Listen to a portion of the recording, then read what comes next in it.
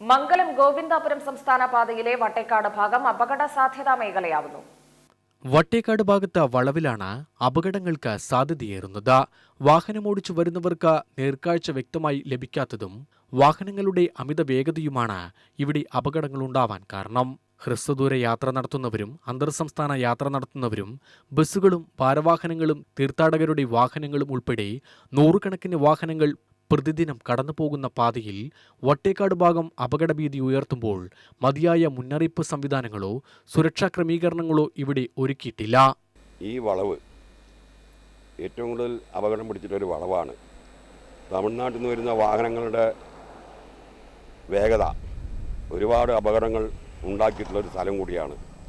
ഈ പറഞ്ഞ വരകൾക്ക് എന്താണ് അതിൻ്റെ പ്രത്യേകത എന്നുള്ള ഒരു ഇതുപോലും അറിയാണ്ട്, ഈ വെള്ളവര കാണുന്നതോ അല്ലെങ്കിൽ വെള്ളവര എന്തിനാണെന്നോ എന്നുള്ള ഒരു ഇതുപോലും ഇല്ലാണ്ട് ഡ്രൈവർമാർ അതിവേഗതയിലാണ് വാഹനങ്ങൾ ഓടിച്ചു പോകുന്നത്.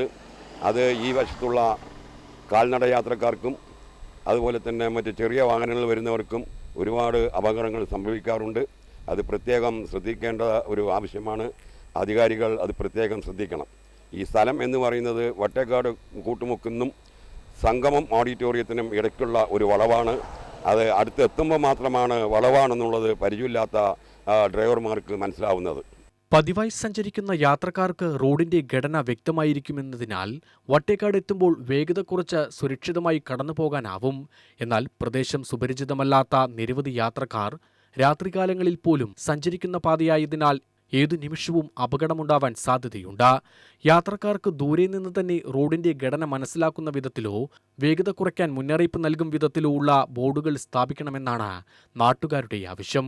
ഞാൻ നിൽക്കുന്നതിൻ്റെ ഒരു 20 മീറ്റർ അപ്പുറത്താണ് ഫയർഫോഴ്സിൻ്റെ വാഹനം മറിഞ്ഞ് ഇലക്ട്രിസിറ്റി ബോർഡിൻ്റെ പോസ്റ്റുകളൊക്കെ കേടുവന്നതും, അതുപോലെ തന്നെ കുറച്ച് മുമ്പ് ലോറി മറിഞ്ഞ് ഇലക്ട്രിക് പോസ്റ്റ് 2-3 തുണ്ടായി അപകടം പറ്റിയൊരു വളവാണ്.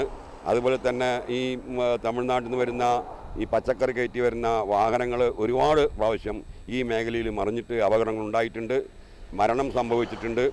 അതുകൊണ്ട് അധികാരികൾ പ്രത്യേകം ഈ മേഖലയെ നിരീക്ഷിക്കുകയും അധികാരികളുടെ ഭാഗത്തു നിന്നും ഈ വേഗത ഒന്ന് കുറവാക്കി കിട്ടുന്നതിന് വേണ്ടിയിട്ടുള്ള നടപടി ഉണ്ടാവണമെന്നുമാണ് നാട്ടുകാരനായ എനിക്കിവിടെ സൂചിപ്പിക്കാനുള്ളത്.